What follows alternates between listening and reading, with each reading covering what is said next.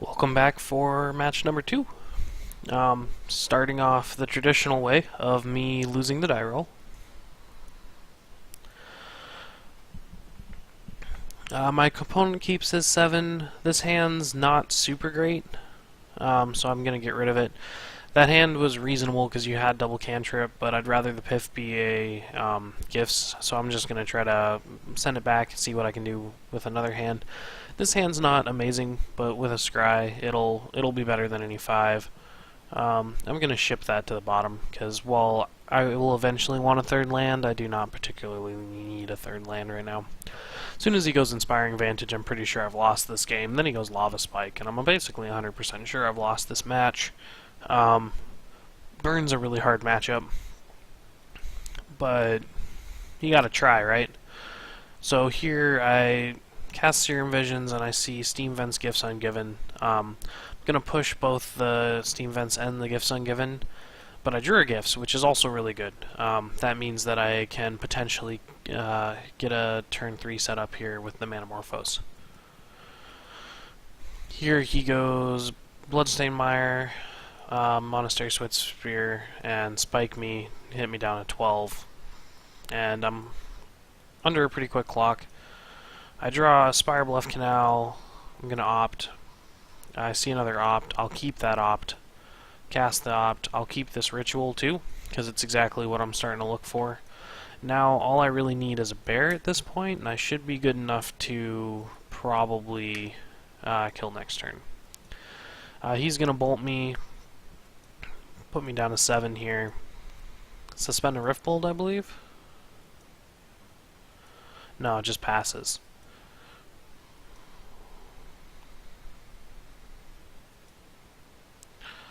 So here I draw Noxious Revival, which, again, not super great in the burn matchup because your life total is already so pressured. But every once in a while you have a spare 2 life, and I'm currently only at 7, so I'm only dead to double burn spell. And what I'm hoping here is he has a 2 mana burn spell and no extra land, so that when he goes to damage, I can just remand it and basically cycle this remand into a win. Since all I really need is a bear. He does in fact have a Helix, so I'm going to cycle this remand. I hit Brawl, so I have a win next turn because this Noxious can essentially be my second Pyretic Ritual. Thankfully I'm only at 5 now, so I get to untap, play my Brawl. I'm just going to hit the play button and see if it does it correctly. Cast Pyretic Ritual, Noxious it back on top of my library, cast Manamorphose, cast Pyretic Ritual, resolve Gifts, go get the standard pile with the Grape Shot immediately, because I already have the Past in Flames in my hand. He gives me the Grape Shot and the Desperate Ritual, so I'm going to cast the Desperate Ritual, cast the Grape Shot, just put all the copies at his face, cast Past in Flames, cycle through the rest of my spells, and kill him. Pretty rudimentary at this point, but it's not super often that you get the game 1 against Burn, but it definitely makes the rest of the game much easier, since you're so disadvantaged, but winning 1 is a lot easier than winning 2 going into the next couple games. For this match, what I did is I sideboarded out 1 Noxious because you very rarely actually get to use it, so even though it was good in this game, you have to always remember that just because a card can sometimes perform for you, it doesn't necessarily mean that that's the card that you always need in your deck. So I took out the Noxious, I took out a Remand because that card's usually pretty bad. I took out the Repeal, took out the Unsub, and I took out 1 Empty, and what I did is I brought in 3 Bolts and 2 Thing in the Ice. Let's get to that game 2 real quick. My opponent's going to be on the play, as you do with Burn. This hand, if I had a 1 mana cantrip, I would snap off, but because I don't and I need to draw my second land, and while I have 2 hits, and that's pretty good with 16 lands still left in my deck, it's not really the safest option, so I'm going to mulligan it. This hand's pretty good. Again, I'd rather the Past in Flames be a gifts, but I have 2 cantrips and a mountain, so I can fetch island and have mountain and keep it pretty good. I'm going to scry this bolt to the top because I'm going to draw that card, and I definitely want to keep it. This guy's going to hit me for 1 with a Swift Spear on turn 1, which is somewhat terrifying. There's an argument for just bolting this Swift Spear here, but I'd rather hold on to the bolt just in case he actually has an Eidolon. Here I see Scalding Tarn, Thing in the Ice. I'm going to push the Scalding Tarn, keep the Thing, because the Thing in the Ice is probably what's going to win me this game, if anything. I don't really have enough resources to just combo here, so I have to do it the other way. Here I'm going to cast Serum Visions. I'm going to keep this opt, push this Steam Vents, and then I'm going to bolt his Swift Spear right now, because I don't want him to be able to untap and double burn spell. I'm feeling pretty good with the way my life total is right now. I just wish I had some cheaper stuff for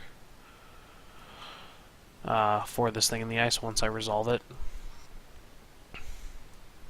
And my opponent's just going to pass back to me.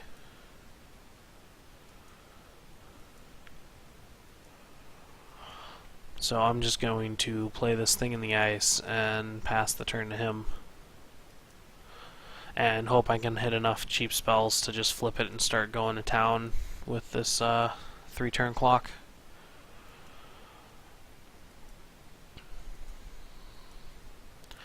He helixes me, which makes it a 4-turn clock, unfortunately. End of his turn, I'm going to opt. Come on, Moto. There it goes.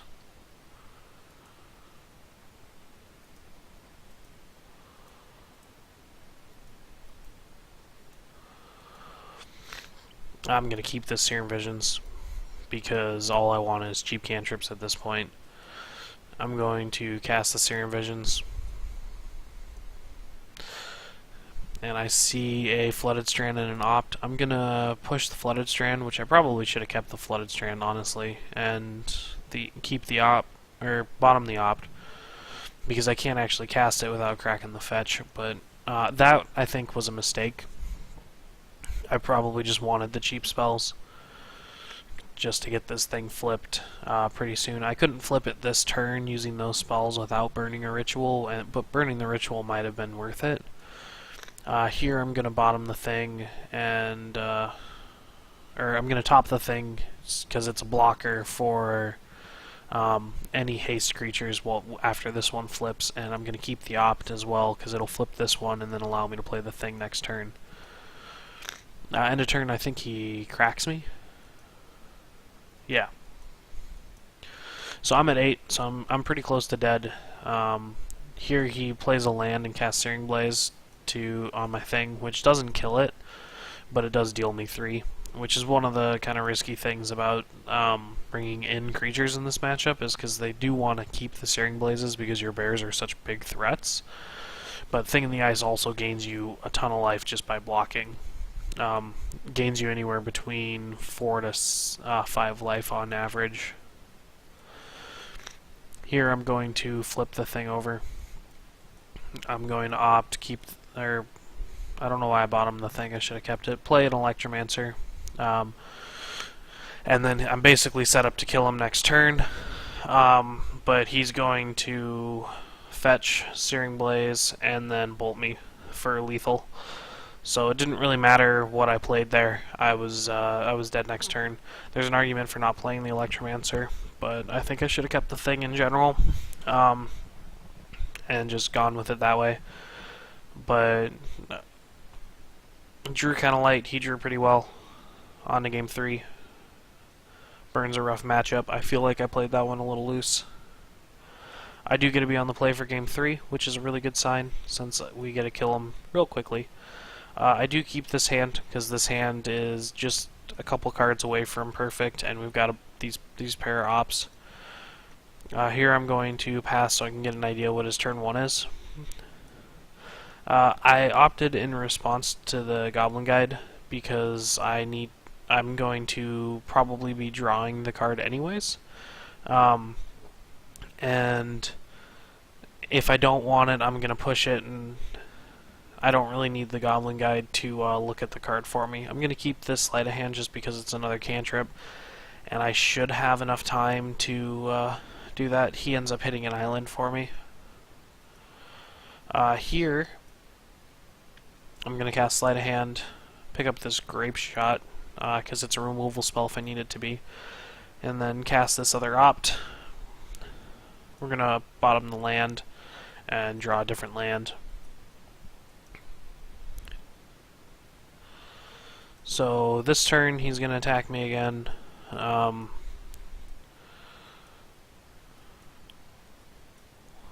Displays of Serum Visions, which is pretty good for me.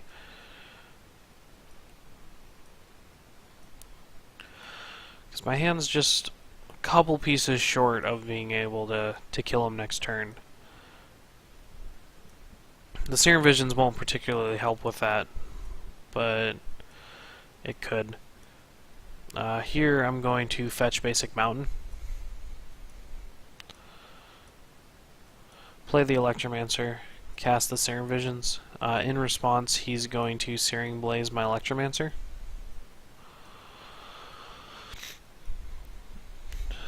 I'm going to pick up a Sleight of Hand, and I don't particularly want either of those right now. The Bolt could be useful in slowing down my clock, but really I just need to kill him, because he's got 5 cards left in hand and 2 lands.